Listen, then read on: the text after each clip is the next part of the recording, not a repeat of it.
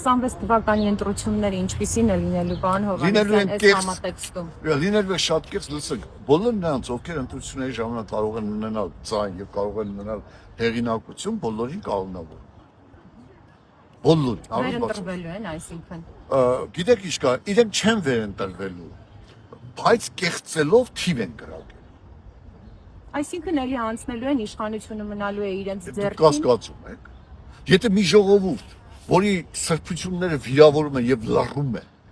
իրենց խելոքի տեղ դրած, մի հատ ոստիկանի ասում, դե ես ինչ անեմ, ես իմ պարտականությունները հստակ կատարում եմ։ Ինչ մասն է խոսքը։ Իրենք գիտեն, որ իրենք 10, ես